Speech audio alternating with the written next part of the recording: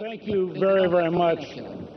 Callista and I are delighted to be with you today, and I commend your leader for the extraordinary courage she has shown in standing up to a dictatorial regime quite capable of killing, torturing, and assassinating.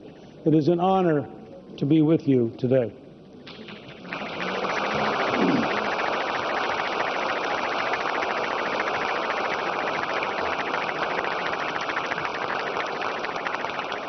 I also want to note that my good friends, Governor Howard Dean and Ambassador, Governor, Congressman, Secretary Bill Richardson are here, and that we are truly a bipartisan movement in the United States seeking to work together to help the people of Iran achieve freedom from the current dictatorship.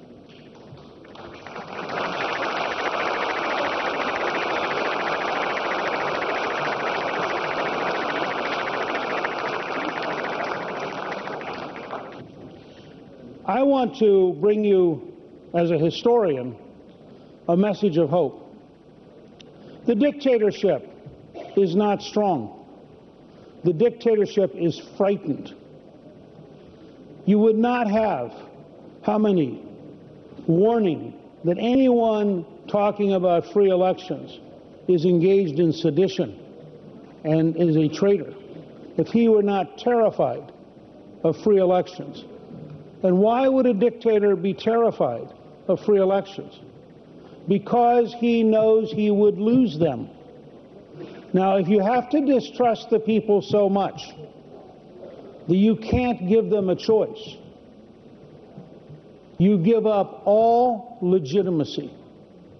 And one of the major goals of the democracies should be to hammer away at the absolute lack of legitimacy on the part of the Iranian dictatorship, which does not deserve to be negotiated for an agreement to survive. Our goal should be to replace the dictatorship, not to find an agreement with it.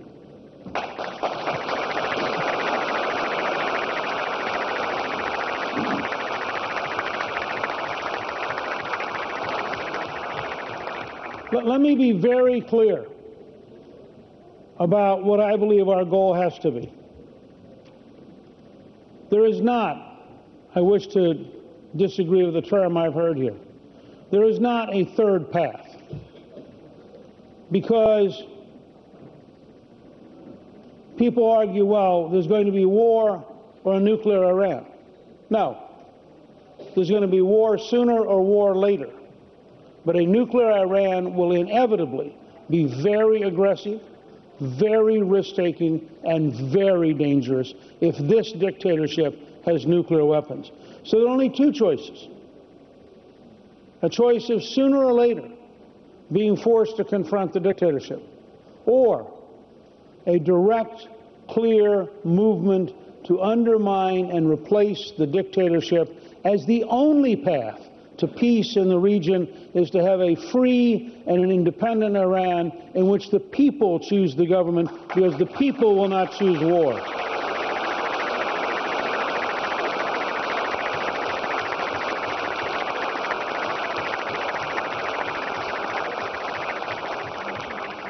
We have to do a much better job of communicating to people in Europe, America, and across the planet that this dictatorship is illegitimate, is weak, and is dangerous. Its very weakness makes it dangerous. The fact is, we need to isolate the dictatorship and establish as our goal its replacement, and we need to be clear, and this is a political argument in every country. What should our goal be? Let me give you the example of the cynicism of building a prison and calling it Camp Liberty. Totally cynical. But we should be saying there's only one relocation plan that makes sense. The 3,100 people in Camp Liberty should be relocated to a free, democratic Iran where they can go home in security.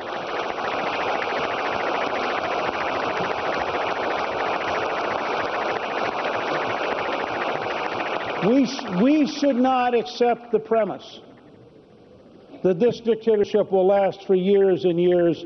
We should insist on continuing to increase the sanctions, continuing to increase the isolation, and we need a dramatically greater political campaign inside Iran to give every young Iranian hope that there is a better future, a future of freedom, a future of prosperity, a future without threats, and a future where they can travel across the planet and not be afraid of their own government.